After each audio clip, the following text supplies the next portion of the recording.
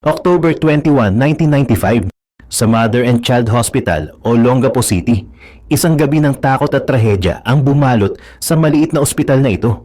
8 katao, kabilang ang 2 turista mula Hong Kong, ang namatay sa loob ng 4 na sulok ng ospital. Isang binatang helper na si Edgar Fernandez ang naging sentro ng kaguluhan. Hawak ang baril, nagmistulang bangungot ang bawat minuto para sa mga staff, pasyente at pamilya. Sa labas, nagtipon ang mga pulis, rescue team at mismong si Mayor Kate Gordon. Lahat ay umaasang may masagip pang buhay. Matapos ang 1 oras ng tensyon at takot, sumuko si Edgar. Ang mga sugatan ay nilapatan ng lunas. Ang mga natirang buhay ay pilit na bumabangon mula sa trauma at ang buong Olongapo ay nagluksa. Sa huli, nagbago ang ospital at ang buong komunidad. May mga nagbitiw, may mga nagbagong buhay at may mga nagpatuloy na may dalang sugat ng nakaraan. Pero ano nga ba ang nagtulak sa isang tahimik na binata upang gawin ang isang bagay na yayanig sa buong syudad? Ano ang mga lihim na hindi nakita ng lahat? At paano nga ba natutong maghilom ang isang komunidad matapos ang isang gabing puno ng tanong at takot? Bago tayo magumpisa, baka pwede pa like ng video na ito. Malaking bagay na to sa aming mga content creators. Maraming salamat po.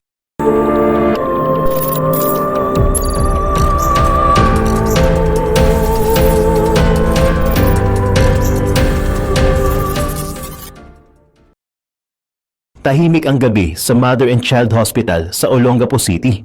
October 21, 1995, isang ordinaryong Sabado para sa karamihan, pero may kakaibang bigat sa hangin. Sa labas, maririnig ang mga tunog ng sasakyan na dumadaan at ang malamlam na ilaw ng street lamp ay nagsisilbing tanglaw sa maliit na ospital. Sa loob, ang mga nurse ay abala sa pag-aasikaso ng mga pasyente.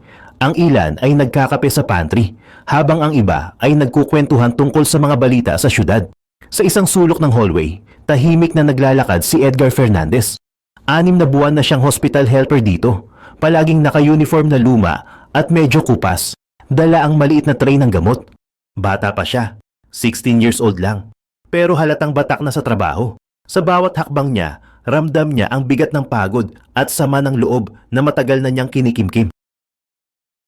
Habang binabaybay niya ang koridor, napapansin niyang parang siya na lang lagi ang inuutusan.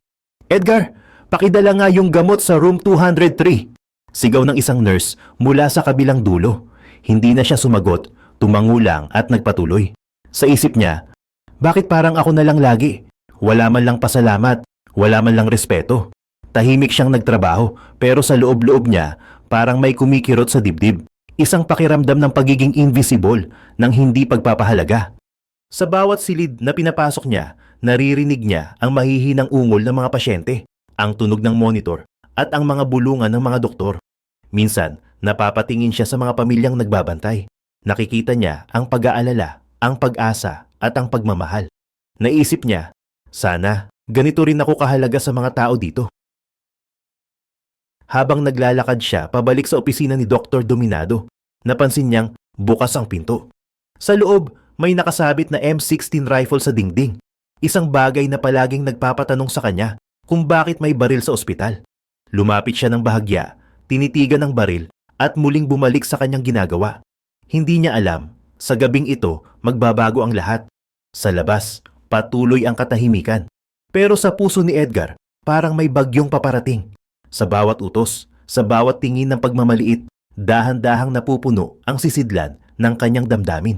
Hindi niya alam kung paano niya mailalabas ang lahat ng sakit, pero ramdam niyang hindi na siya magtatagal sa ganitong sitwasyon. Sa isang iglap, narinig niyang muli ang boses ng nurse. "Edgar, bilisan mo nga, ang bagal mo talaga." Napapikit siya, pilit nilulunok ang galit. "Hindi niyo ba alam na tao rin ako?" Bulong niya sa sarili, habang pinipilit tapusin ang kanyang trabaho. Sa gabing iyon, walang nakapansin na may bumabagabag kay Edgar. Walang nakapansin na ang tahimik na batang helper ay may dinadalang bigat na hindi na niya kayang itago. At sa bawat minuto na lumilipas, papalapit ng papalapit ang sandaling magbabago ang lahat. Hindi lang para kay Edgar, kundi para sa buong ospital at sa buong Olongapo. Pagkatapos ng huling utos ng nurse, mabilis na nilakad ni Edgar ang makitid na koridor. Pilit na pinipigilan ang sarili na mapikon. Sa bawat hakbang, parang mas lalo siyang lumulubog sa bigat ng nararamdaman. Sa gilid ng hallway, may mga staff na nagbibiruan, tila walang pakialam sa paligid. Napadaan siya sa pantry, naamoy ang kape, narinig ang mahihinang tawa, pero parang hindi siya kasali sa mundo nila. Pagdating niya sa stockroom, itinabi niya ang tray ng gamot at saglit na umupo sa isang plastic chair. Saglit siyang napatingin sa kisame, pilit na nilulunok ang inis. Sa isip niya, hanggang kailan ba to? Hindi naman ako robot. Tao rin ako, napapagod, nagugutom. Biglang bumukas ang pinto. Si Mang Tonyo, isa sa mga janitor, ang pumasok. Uy Edgar, okay ka lang? Parang ang tahimik mo ngayon ah. Napangiti si Edgar, pilit na tinatakpan ng lungkot. Ayos lang po Mang Tonyo, medyo pagod lang. Ganyan talaga anak, basta kapit lang. Alam mo naman dito, minsan parang hindi tayo nakikita. Pero importante pa rin tayo. Sabay tapik sa balikat niya. Tumango lang si Edgar. Sa totoo lang, gusto niyang maniwala. Pero parang hindi niya maramdaman ang sinasabi ni Mang Tonyo. Nang makaalis ang matanda, saglit siyang nag-isip. Naalala niya ang nanay niya sa probinsya. May sakit, kailangan ng pera para sa gamot. Ilang beses na siyang humingi ng tulong sa ospital, pero palaging tinatanggihan. Kinabukasan, maaga siyang pumunta sa opisina ni Dr. Dominado. Kumatok siya at nang bumukas ang pinto, agad siyang nagtanong, Dok, pwede po ba akong makahiram ng pera? May emergency lang po sa bahay. Babalik ko rin po agad. Hindi man lang siya tinignan ng doktor. Wala akong oras dyan, Edgar. Ang dami kong ginagawa. Bumalik ka na sa trabaho mo. Malamig na sagot ni Dr. Dominado habang abala sa papeles. Napayuko si Edgar. Sige po, Doc. Pasensya na po. Tahimik siyang lumabas, pero sa dibdib niya parang may sumabog na maliit na apoy. Habang naglalakad siya pabalik sa ward, nakita niya ang ibang staff na nagtatawanan. Si Edgar na naman ang utusan. Parang hindi na natutulog yan. Biro ng isa, sabay tawanan ng iba. Hindi na lang niya pinansin. Pero sa bawat biro, sa bawat malamig na sagot, parang mas lalo siyang napapalayo sa mga tao sa paligid niya. Sa bawat araw na lumilipas, mas lumalalim ang sugat sa loob niya. Hindi lang dahil sa pagod, kundi dahil sa pakiramdam na wala siyang halaga. Muling napadaan si Edgar sa opisina ni Dr. Dominado. Napatigil siya saglit, tinitigan ang nakasabit na M16 rifle sa dingding. Sa liwanag ng fluorescent lamp, parang mas naging malinaw sa kanya ang hugis ng baril. Malamig, mabigat at puno ng panganib. Sa labas, patuloy ang normal na buhay ng ospital. Pero sa loob ni Edgar, unti-unti nang nabubuo ang desisyong maghahanap siya ng paraan para marinig ang kanyang hinaing. Kahit pa sa paraang hindi niya kailanman inisip na gagawin niya. Paglabas ni Edgar mula sa opisina ni Dr. Dominado, mabigat ang bawat hakbang niya. Habang naglalakad siya pabalik sa ward, ramdam niya ang pag-ikot ng mundo sa paligid. Pero parang siya lang ang hindi gumagalaw. Sa bawat pasilyo, bawat kwarto, parang mas lumalalim ang lungkot at galit na bumabalot sa kanya. Pagdating niya sa storage room, saglit siyang sumandal sa pader. Pinikit niya ang mga mata, pilit nilalabanan ang pagpatak ng luha. Bakit ganito? Bakit parang wala akong kwenta sa kanila? Bulong niya sa sarili, mahina at puno ng hinanakit. Biglang may narinig siyang kaluskos mula sa kabilang kwarto. Isang pasyente ang tinutulungan ng nurse, marahang kinakausap para kumalma.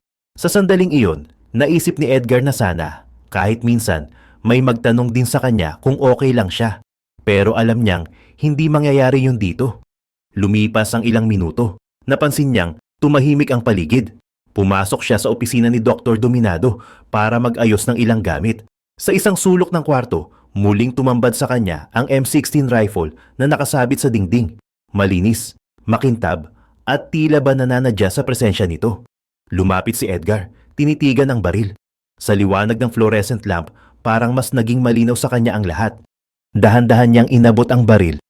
Ramdam ang lamig ng bakal sa kanyang palad. Saglit siyang natigilan, pilit nilalabanan ang bumabagabag sa isip.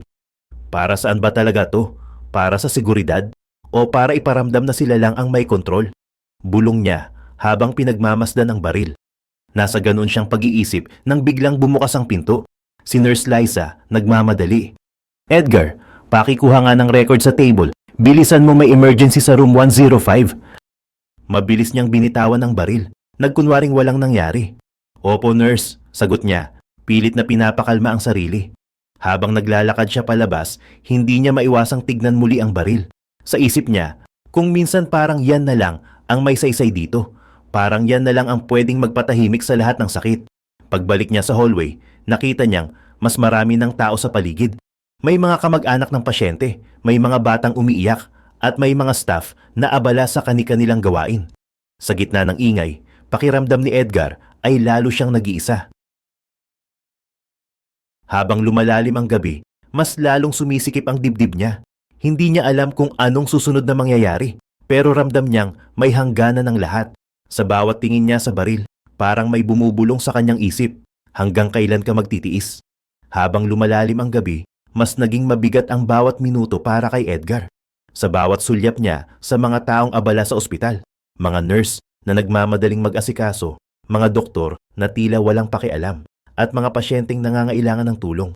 Parang mas lalo siyang kinakain ng pakiramdam na siya'y nag-iisa at walang halaga. Sa sulok ng isang madilim na hallway, saglit siyang tumigil. Pinakiramdaman niya ang paligid, tahimik pero puno ng tensyon. Sa isip niya, wala na talagang makikinig. Kahit anong gawin ko, parang wala lang sa kanila. Ramdam niya ang panginginig ng kamay at ang bilis ng tibok ng puso niya. Biglang may dumaan na staff, hindi siya pinansin. Sa sandaling iyon, parang sumabog ang lahat ng naipon niyang galit at sama ng loob. Hindi na siya nagdalawang isip. Bumalik siya sa opisina ni Dr. Dominado. Tahimik ang paligid, walang tao. Dahan-dahan niyang binuksan ang pinto at muling tumambad sa kanya ang baril na kanina pa sumisiksik sa isip niya. Lumapit siya, inabot ang M16 rifle. Mabigat, malamig at parang may sariling buhay. Sa sandaling iyon, naramdaman niyang parang may kontrol na siya. Kontrol na matagal na niyang hinahanap sa ospital na ito. Habang hawak ang baril, lumabas siya ng opisina. Sa koridor, may narinig siyang boses ng isang nurse. "Edgar, anong ginagawa mo dyan?" Tanong nito, halatang nagulat. Hindi sumagot si Edgar. Sa halip, itinaas niya ang baril.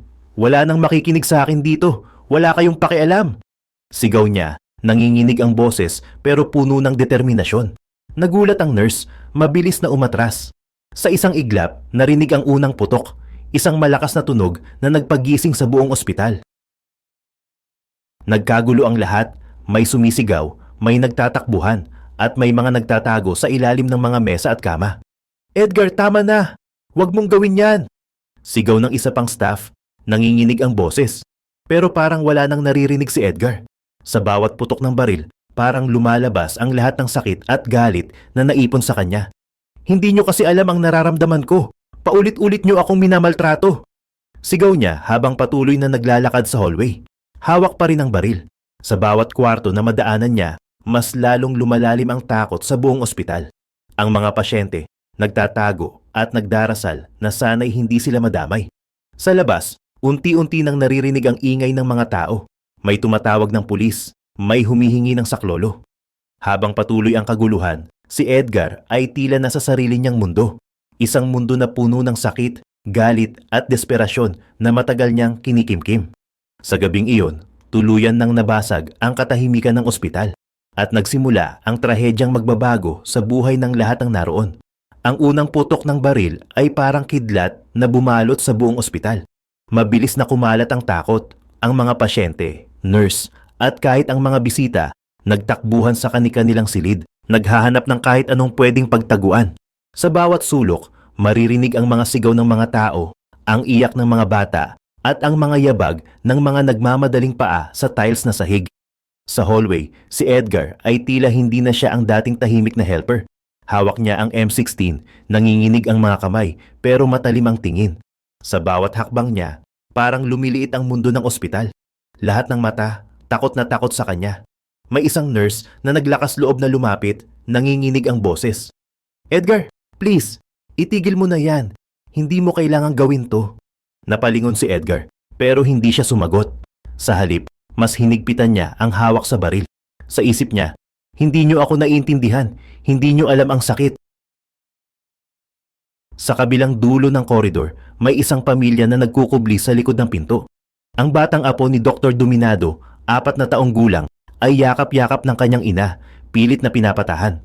"Shh, anak, huwag kang maingay. Ligtas tayo dito." Bulong ng ina, kahit siya mismo ay nanginginig sa takot. biglang may sumigaw mula sa kabilang kwarto. Tulong! May sugatan dito. Isang lalaki ang tinamaan ng isang ligaw na bala. Duguan ang braso at pilit na pinipigilan ang pag-agos ng dugo. Ang mga nurse, kahit takot, nagpilit lumapit para tumulong. Pero bawat galaw nila ay may kasamang kaba na baka sila naman ang sunod. Habang patuloy ang kaguluhan, narinig ni Edgar ang mga yabag ng mga pulis sa labas ng ospital. May mga sumisilip sa bintana, may mga naglalakas loob na sumigaw ng tulong. Sa labas, nagsisimula nang magtipon ang mga tao, mga kamag-anak ng pasyente, mga kapitbahay at ilang media na nakarinig ng balita. Sa gitna ng lahat ng ito, 2 turista mula Hong Kong ang nadamay. Nasa maling lugar sila sa maling oras. Nagpapagamot lang sana, pero ngayon ay kasama na sa mga nagtatago. Pilit na iniintindi ang mga sigaw at ingay na hindi nila maintindihan. Sa bawat segundo, mas lalong lumalalim ang takot at gulo sa ospital. Ang dating tahimik na lugar ng paghilom, ngayon ay naging eksena ng trahedya. Sa bawat putok ng baril, parang mas lumalayo si Edgar sa dating sarili at mas lumalapit sa puntong wala nang atrasan. Sa bawat sulok ng ospital, parang naging echo chamber ang mga sigaw at iyak. Ang dating mga kwarto ng pag-asa at paggaling, ngayon ay punong-puno ng kaba at takot. Ang mga ilaw sa hallway ay nagkikislapan, parang sumasabay sa mabilis na tibok ng puso ng lahat ng naroon. Sa isang kwarto, nagkukubli ang isang pamilya. Ang tatay, pilit na tinatakpan ang bibig ng anak para hindi ito mapaiyak. Shh! Anak, tahimik lang tayo. Huwag kang matakot, andito si Papa. Bulong niya, kahit ramdam niyang nanginginig ang kanyang mga kamay. Sa kabilang bahagi, may 2 nurse na nagkukulong sa storage room. Baka tayo na ang sunod. Diyos ko, iligtas mo po kami. Bulong ng isa habang mahigpit na hawak ang rosaryo. Ang isa naman, pilit na tinatawagan ang pamilya sa cellphone pero walang signal. Sa labas, naririnig nila ang bawat putok at sigaw. Parang bawat tunog ay nagdadala ng panibagong takot. Sa emergency room, may sugat ang pasyente na pilit nilalapatan ng lunas ng isang doktor. Nanginginig ang kamay ng doktor habang tinatali ang sugat. Kailangan nating tumawag ng tulong. Hindi ko alam kung hanggang kailan tayo ligtas dito, sabi niya sa nurse na katabi habang pilit na pinapakalma ang pasyente. Samantala, sa labas ng ospital, nagsisimula ng dumagsa ang mga pulis at rescue team. May mga sumisigaw. Lahat ng hindi sugatan, lumabas na. Huwag kayong lalapit sa main entrance. Pero karamihan, hindi makagalaw sa takot. Ang mga kapitbahay at ilang media ay nagsisiksikan sa labas ng police line, nagmamasid at nagdarasal na sana ay matapos na ang gulo. Sa isang sulok ng ospital, naroon ang 2 turista mula Hong Kong. Hindi nila maintindihan ang mga sigaw at ingay, pero ramdam nila ang takot sa paligid. Nagkatinginan sila, hawak kamay, umaasang may darating na magliligtas sa kanila. Habang tumatagal, mas nagiging tense ang atmosphere. Ang bawat galaw, bawat bulong, bawat tunog ng pinto, lahat ay nagpapataas ng kaba. Ang mga staff, pasyente at bisita ay parang nagdadasal ng sabay-sabay, umaasang hindi sila ang susunod na madamay. Sa gitna ng kaguluhan, si Edgar ay patuloy na naglalakad sa hallway. Hawak pa rin ang baril. Hindi na niya makita ang mga muka. Lahat ay parang anino na lang sa kanyang paningin. Sa isip niya, wala nang makakatakas, wala nang makikinig. Lahat sila pare-pareho lang. Sa bawat segundo, mas lalong sumisikip ang mundo ng ospital. Ang dating lugar ng paghilom, ngayon ay naging eksena ng matinding takot at kawalang katiyakan. Wala pa ring nakakaalam kung kailan ito matatapos, pero lahat tahimik na nagdarasal na sana ligtas silang makalampas sa gabing iyon. Sa gitna ng matinding tensyon, unti-unting napuno ng pulis at rescue team ang paligid ng ospital. Sa labas, may mga sumisigaw na kamag-anak, umiiyak at nagmamakaawa na mailigtas ang kanilang mahal sa buhay. Sa loob, bawat staff at pasyente ay halos hindi na makahinga sa kaba, nag-aabang kung ano ang susunod na mangyayari. Habang patuloy na naglalakad si Edgar sa hallway, naramdaman niyang unti-unti siyang napapaligiran. Sa bawat silip niya sa bintana, kita niya ang mga pulis na nag-aabang sa labas, handang pumasok anumang oras. Pero hindi siya natitinag, hawak pa rin niya ang baril, matalim ang tingin, at parang wala nang makakapigil sa kanya. Sa isang bahagi ng ospital, may ilang staff at pasyente na nagtipon-tipon sa isang kwarto. Pilit na pinapakalma ang isa't isa. Huwag kayong lalabas. Maghintay lang tayo ng tulong. Bulong ng isang nurse habang yakap-yakap ang isang batang umiiyak. Samantala, sa labas ng main entrance, dumating si Mayor Kate Gordon. Agad siyang nilapitan ng mga pulis. Mayor, hostage situation po sa loob. May baril yung sospek. Delikado ang lahat ng nandyan. Ulat ng hepe ng pulisya. Tumango si Mayor Gordon at kinuha ang megaphone. Lumapit siya sa harap ng ospital, tinutok ang megaphone sa bukas na bintana. Edgar, anak, pakinggan mo ako. Hindi ka namin sasaktan. Lumabas ka na, pag-usapan natin to. May pag-asa pa, Edgar. Hindi pa huli ang lahat. Malumanay niyang pakiusap, umaasang maririnig siya ng binata. Sa loob, narinig ni Edgar ang boses ng mayor. Saglit siyang natigilan, pero mabilis ding bumalik ang matinding galit at takot.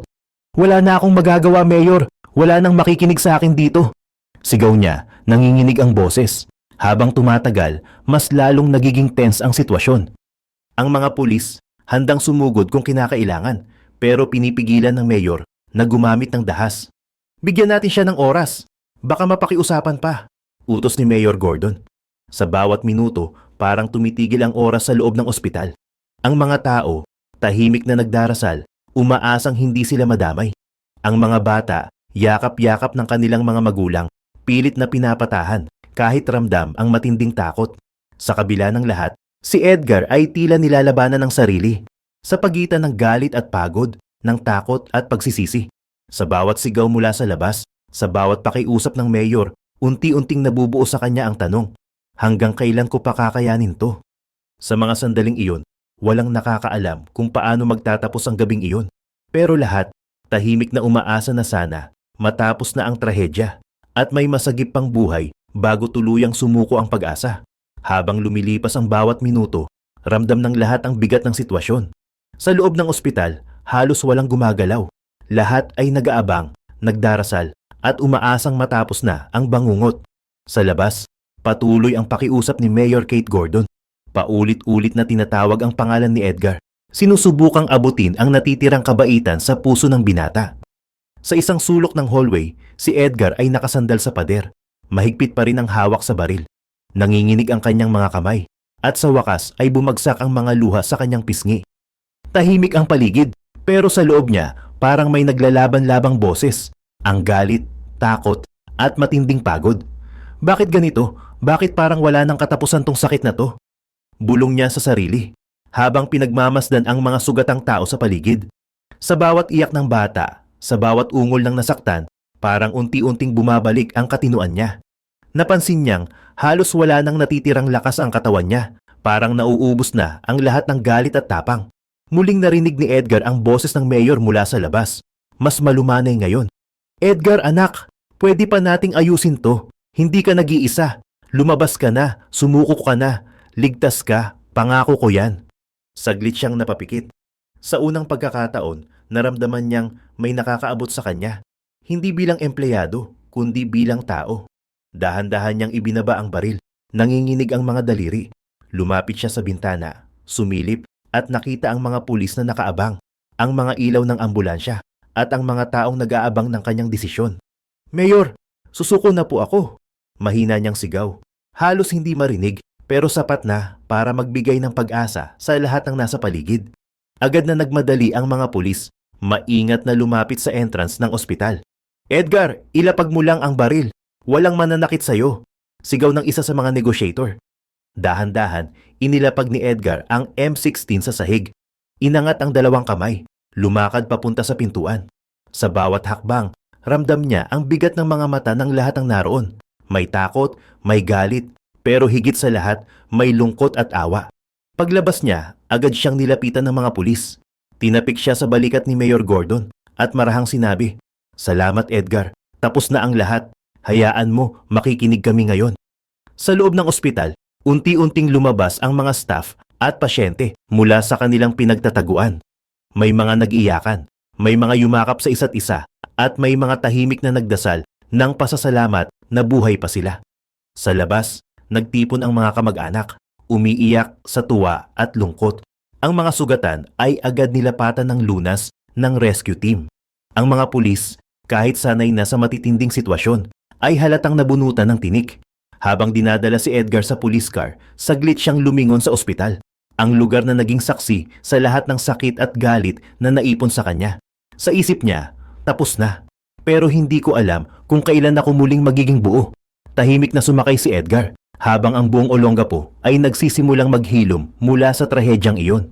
Sa gabing iyon, natapos ang hostage drama. Pero nagsimula ang mas mahaba at mas mabigat na proseso ng paghilom, pag-unawa at paghahanap ng hustisya para sa lahat ng naiwang sugat.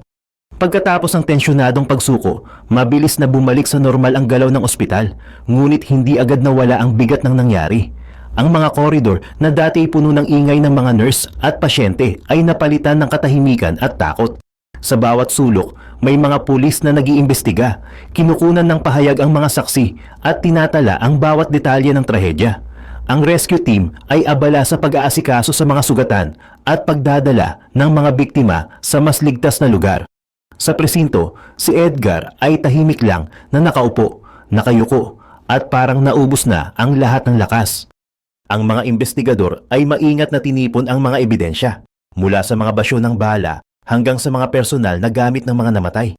Lahat ng galaw ay dokumentado, bawat detalye ay mahalaga para sa pagbuo ng buong larawan ng insidente. Habang isinasagawa ang investigasyon, unti-unting lumabas ang mga dahilan ng trahedya. Lumitaw sa mga pahayag ng mga staff at ilang kaanak na matagal nang may dinadalang sama ng loob si Edgar. Ang mga ulat ng pagmamaltrato, paulit-ulit na pagbaliwala sa kanyang mga hinaing at kawalan ng suporta ay naging sentro ng usapan. Sa mga dokumento ng ospital, makikita ang ilang reklamo niya na hindi na aksyonan, pati na ang mga pagkakataong humingi siya ng tulong ngunit hindi pinansin. Ang media ay mabilis na naglabas ng balita tungkol sa insidente. Sa radyo at telebisyon, paulit-ulit na iniulat ang mga detalye ng hostage drama, ang bilang ng mga nasawi at sugatan, at ang motibo ng sospek. Sa mga pahayagan, lumabas ang mga larawan ng ospital, ng mga umiiyak na pamilya, at ng mga pulis na nagbabantay sa paligid. Habang lumalalim ang gabi, unti-unting bumalik ang ilang staff sa kanilang mga tungkulin, ngunit ramdam pa rin ang trauma sa bawat kilos at tingin. Ang mga pasyente ay nagtipon-tipon sa mga kwarto, tahimik na nagdarasal at nagpapasalamat na ligtas pa sila. Sa labas ng ospital, nagtipon ang mga kamag-anak ng mga biktima. May ilan na tahimik na umiiyak, habang ang iba ay nag-aabang ng balita tungkol sa kanilang mahal sa buhay. Sa presinto, matapos ang ilang oras ng katahimikan, sinimulan ang formal na proseso ng pagdinig sa kaso ni Edgar. Nakasaad sa ulat ng pulisya ang kanyang pag-amin sa motibo ng krimen, ang matinding sama ng loob at pakiramdam ng pag-iisa, ang paulit-ulit na pagtanggi sa kanyang mga hinaing, at ang kawalan ng pag-asa na may magbabago pa sa kanyang kalagayan.